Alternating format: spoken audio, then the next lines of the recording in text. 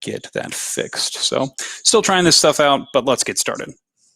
So I've got my hand of action cards here, and we're going to see what we want to do on this board. So our person in particular, we have a white and a black area that we want to visit. So going up into this northwest area might be our best bet. So let's go ahead and start off, though, with some initial engine building. So I'm going to use this one here, which is going to let me move up here, which is just going to initially give me a free potion as well as 2 coins. Awesome. And we're going to use that to move forward. Sweet. So that's our first bonus tile. Let's go ahead and build some of our engine as well. Let's use this little hat. And the hat lets us get new action cards. Let's see. We've got lots of choices here. Let's go ahead and use this one. Getting some flexibility might be good early. This one could be between books or hats. And speaking of hats, let's go ahead and do the double hat, which is going to get me a exploration with a free potion, which is pretty awesome. So we're going to use said exploration, get that free potion, and that is going to let me move up to here and drop off that cube. So I've visited this new area. Awesome. Let's continue forward. So we've got one more action in this first round. Kind of insane that it's basically done. This solo game goes extremely fast. Ooh, we could start building that library out. We'd have 3 symbols, but honestly, that's probably not a big deal here. Let's see if we can get any of this stuff super fast. We should probably make the most out of it, though. So let's go to... We could go to work, we could do a joker tile and move quickly on to this other track. That might be powerful. Let's go ahead and do that. So we're going to play the joker tile, and I am going to continue my crusade to potions. So this is going to give me 2 more potions, and it's going to score me 3 points. Sweet. And that's everything. So the end of the round, we take all these cards, put them down to the bottom. We're going to put out 2 more, or 3 more for the next round. Put all these at the bottom. Put out 3 more. Put these at the bottom and put out 3 more. Holy cow, lots of symbols here. Jeez. And then the last thing that we're going to do is look at our income stuff. Nothing. And then we're going to take one of these cards and slide it under to form our engine. So I think that having this multi-purpose card down here seems very strong, specifically because it's either a book or a hat. So we get lots of engine building here, which I think is super awesome. So that's that. And let's jump to the next round. All right, so we've got some choices here. I don't think I'm going to be visiting the tech trees over there until I'm able to put out another person. So that may involve me going and taking a look at potential options. But I think the best play for me is to play this one. So that's going to get me 3 books, which is kind of insane because that's going to get me one of those more powerful areas right off the bat. Now I'm looking here. And if I remember correctly, we're able to use those potions to count as a specific color or number or something. Let me rephrase. So it's 3 potion tokens to represent a location. So I have those 3 potion tokens. So I think that I'm actually going to do that. We're going to get some early lead on this. And looking at my board as a whole, I think that the cross here is going to be the one that we're going to have the hardest time getting to. So I'm going to spend 3 of my potions, and that's going to let me put a book where this cross belongs. So I'm almost at this full income level here, which is kind of awesome. So about to be generating a lot of good points. So pretty sweet. The next thing that I want to do is I want to eventually get over to this spot to claim some bonuses. So let's go ahead and do that. First off, let's play this little exploration, which will give me that potion right back. Let me move 1 space, and it's going to give me $2 and a point with that bonus token. Sweet. I am rolling in the dough. This is good stuff. And then we're going to continue with a double bonus, but I'm only going to do it a single time. And this is going to let me go here, which is, but maybe if I'm crafty here, let's actually do this one first. So I unfortunately do need to play this guy because I need that book. So this is going to get me a cool $1. So I'm quite broke. So that's $4 here. Get my 5. And then we will go back to the library. So this one is going to be, we're going to use the Joker on this one, which is going to get me that library icon. And that is going to expend these two as books. That's going to let me place this one up here. Awesome. And unfortunately, I'm not going to be able to quite get there this round with the exploration, but next round, I'll make it a priority. But for right now, let's go ahead and get some more cards here. And this is going to get me some flexibility again. I'm going to get a level 2 card, and I'm generating quite a lot of goodies here, and I'm able to get into that bookshelf well. I think that I'm actually going to grab this one here, this exploration token, trading some potions into some points. I think that'll give me some flexibility in the future. So I think it's pretty strong and does not refresh. And that's the end of the round. So these are going to go back to the bottom of that deck. These are going to go back to the bottom, back to the bottom. And that's already a good portion of the game, which is, it's kind of insane. I'm still a little flabbergasted at how quickly this game goes. So we're going to go ahead and slide the book under here. Not quite, actually. I need that book to trigger some actions. I need that one. I don't think I need this work icon anymore. So I have enough potions. I think that I'll be fine. And we'll get the rest of the cards up into the hand. Yep, should be good. Awesome. All right. Our next step, we put out these 3 things. I don't have any income yet. Unfortunately, I need to get on that. And some more goodies. I will say that's my one critique on this game is the way the income is tracked is kind of nonsensical. It's just like on the outside of your board, and sometimes you got to cross-reference and check what's going on. I'm going to start off with this exploration, which is going to get me a potion, and it's going to let me drop off one of my cubes, which is awesome. And that gets me that last location that I needed. So now I can play my book here. And that's going to let me place my last bookshelf here, which is in turn going to get me a potion. Hey-yo. And that gets me those 4-point income every round, which is pretty nice. Up next, we're going to go ahead and do some more exploring. And this one in particular is going to let me travel the distance. So this one is going to, I can pay a potion, which I do have, to claim $2 and a point. Awesome. So a little bit of engine building there with getting the points and potions. And then I'm going to go traveling 2 spaces because I have covered 2 of them.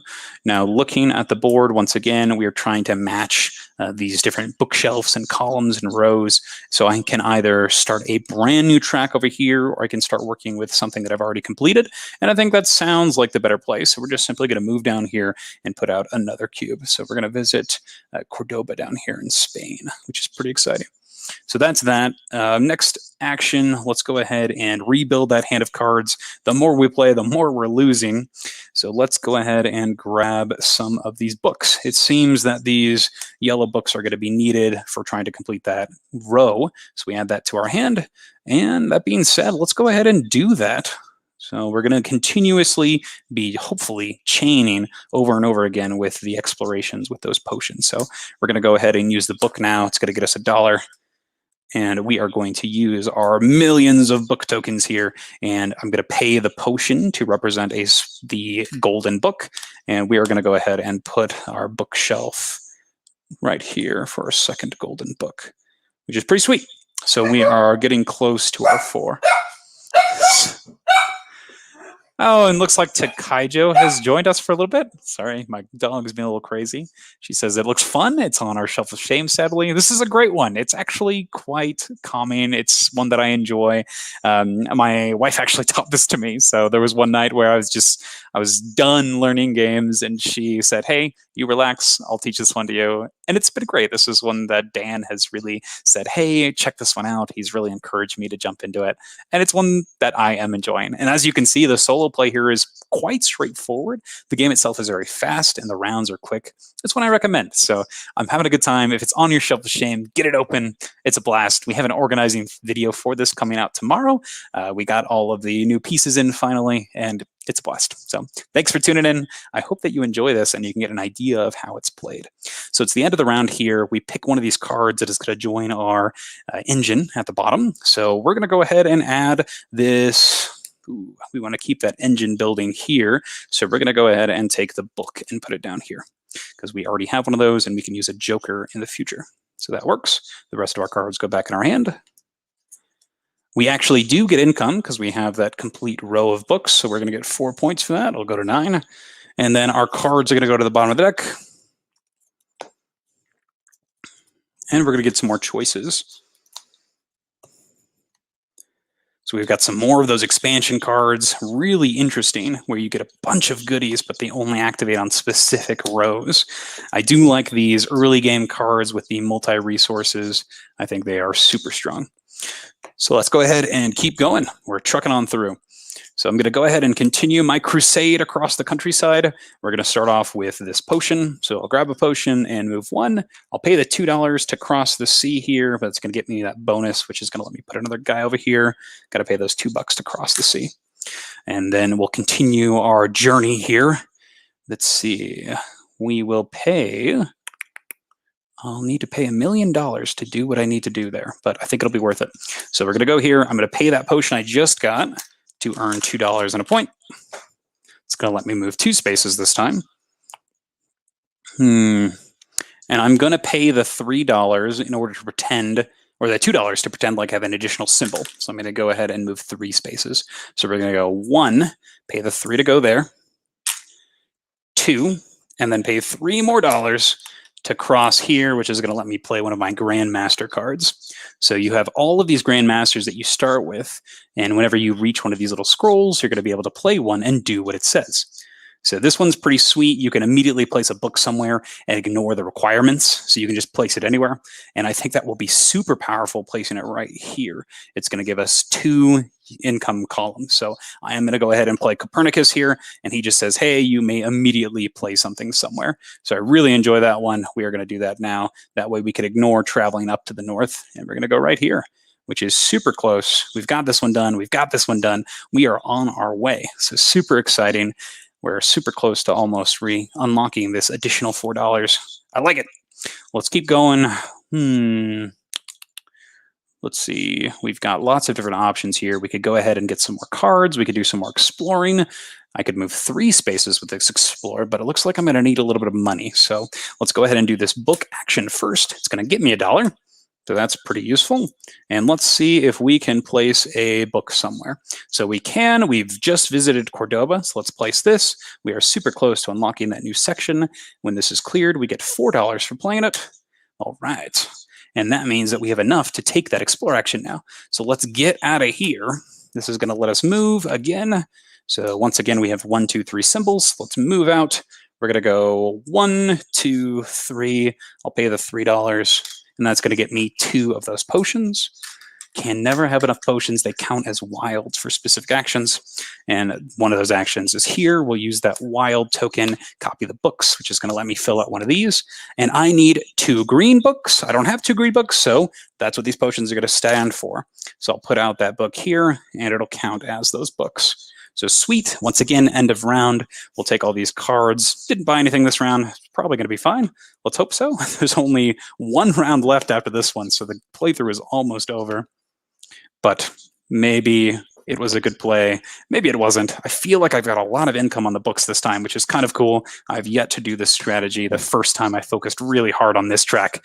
So we'll see if it pays off. I'm going to go ahead and slide this exploration one under, and the rest are going to return to my hand. And I do get income now based on the completed rows and columns.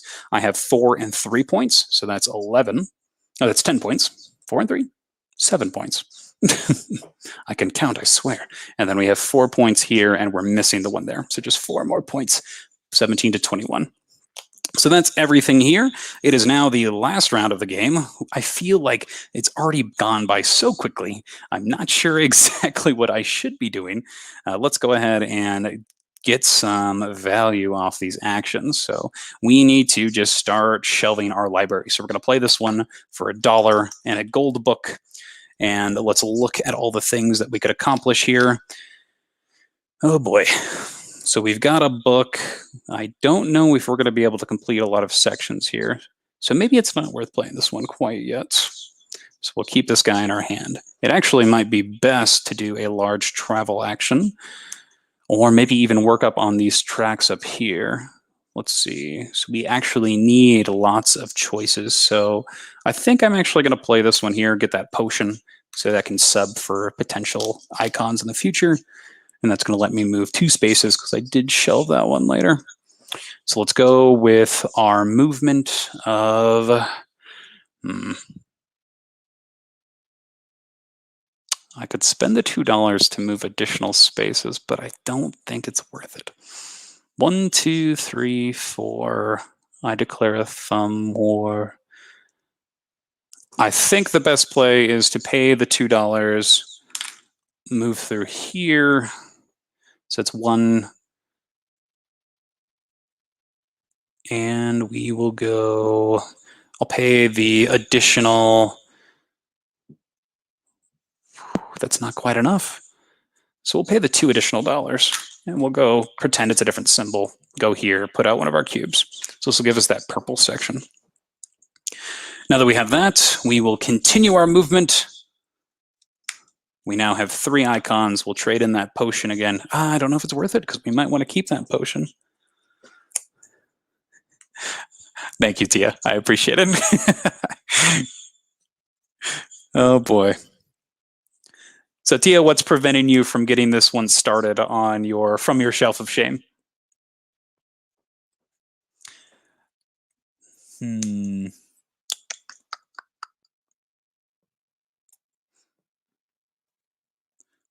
just so many choices.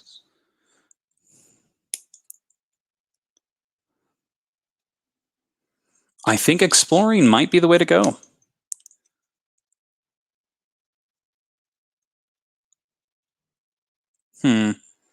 I feel like I have not done much this game that's worth writing home about.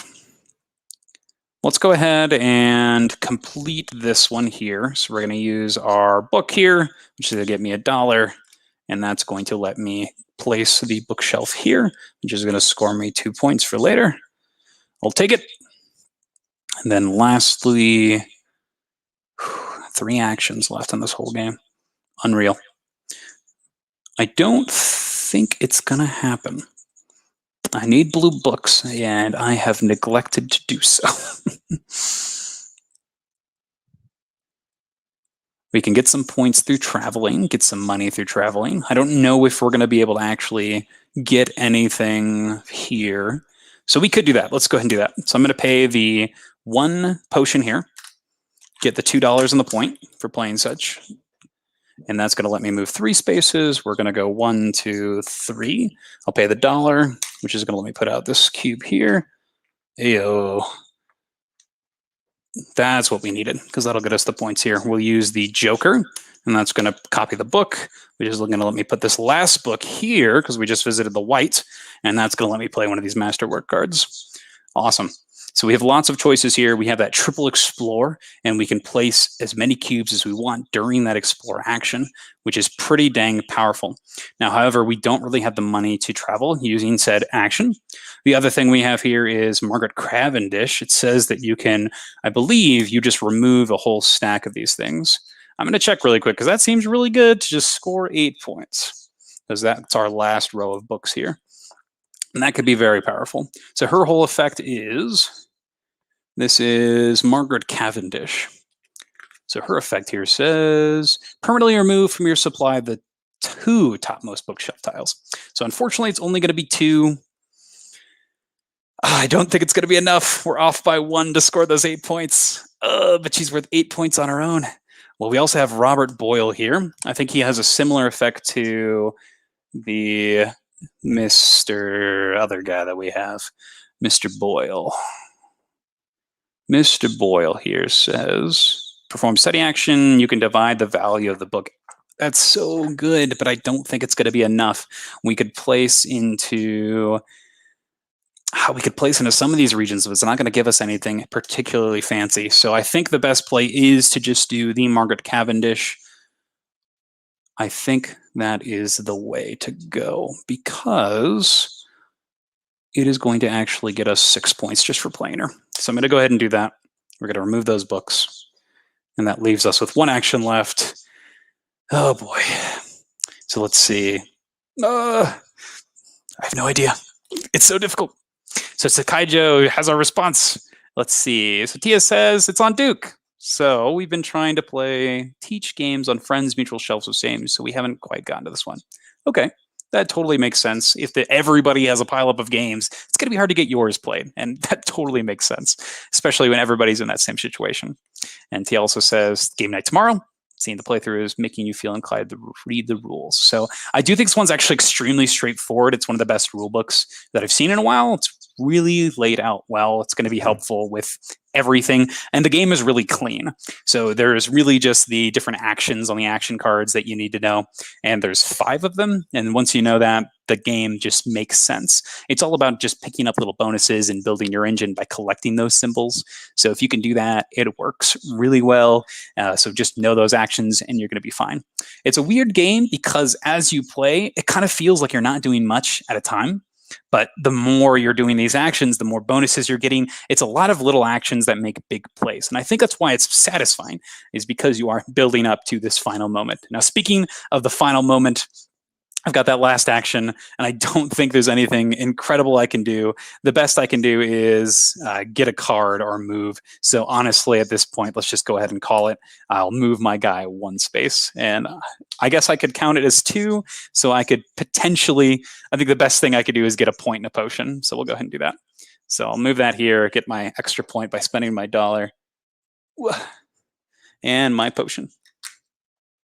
Now, once again, if you are tuned in here, please let me know. Can you hear okay? How does this camera setup look like? Is this an okay format to do it in? I'd love to hear feedback because this is something that I do want to do because if you're not aware, I do a lot of solo playthroughs because I'm constantly learning games and constantly trying to make sure I know all the rules perfectly so that I can teach and reteach over and over again. So it's something that I am constantly going through. So let me know if the audio is okay. I can hear it from my phone, but I don't know if it's going to pick it up here on the mic. So just let me know. Let me know if everything's going fine. But it looks like we are at the end of this game here. Let's see how I did here. I don't think I did particularly well, but at least I knew what was going on. So that's half the battle. Let's see. We finished here. So we get our points based on our masterworks here. So I get 8 points for these guys. So that puts me at 31. And then I'm also going to get points for my income. I've completed a lot of those. So that is going to be 7, 9, 12, 16, 18 points from that. That's pretty good. So it's going to put me at 49. Whew. That was quite the jump of points. And then the last thing that we check, objective spaces. Now this is where I failed spectacularly at. I did not need a single objective space. I was too focused on my library up here. Didn't do enough of the family tree building, or I guess this is the hereditary tree. And I think that's it. Yeah. So let's see how I did. Oh my gosh, I did terribly. So I have a score of 49. And that means, so being illiterate here is a score of 0 to 40. So I'm not quite illiterate, but I'm a scribe. So I'm just the guy that copies the text. I'm as good as a good old Control-C, Control-V. So that's my quick playthrough of Newton. You know, I'm actually quite satisfied with this solo mode. It plays very similarly to the multiplayer version. However, you're not really competing with anybody for these bonus tokens, so you definitely can map out your actions. The game is fast. This playthrough is 35 minutes, so very quick to set up. I am also quite pleased with the organization method that we have for this. It really did help out with that setup time, so glad to know it works. So once again, that video will be out tomorrow so that you can see it a little bit more in depth. If you have any questions before we close this up, because I'm not sure if you want to watch me clean this, I guess maybe that's something that could be useful. I don't think so. But hey, if you like it, go for it. But if you have any questions or anything afterwards, let me know.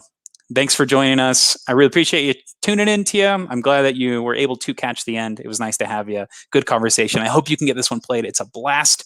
I know that everybody has a shelf with at least one game that they want to play. So hopefully you've got a kind of a basic idea of this game as a whole, and it's something that you're able to jump into quickly. So I know for myself, I am planning on getting Inish to the table as soon as possible. I just did a video with my friend Dan over at Chairman of the Board, and he and I talked about the games that we really want to play. And this one, the game Inish, was one that was on both of our lists. So we took it upon ourselves to find some copies and get it played. That way we could talk about it during our next corporate cardboard. So hopefully that will come to fruition. And hopefully next time I play this game, I will be better than a scribe, but at least I wasn't illiterate. So that's something, isn't it? But thanks so much for watching, everybody. Once again, if you have any questions or anything, please leave some comments below. But I'll talk to you guys later. See ya.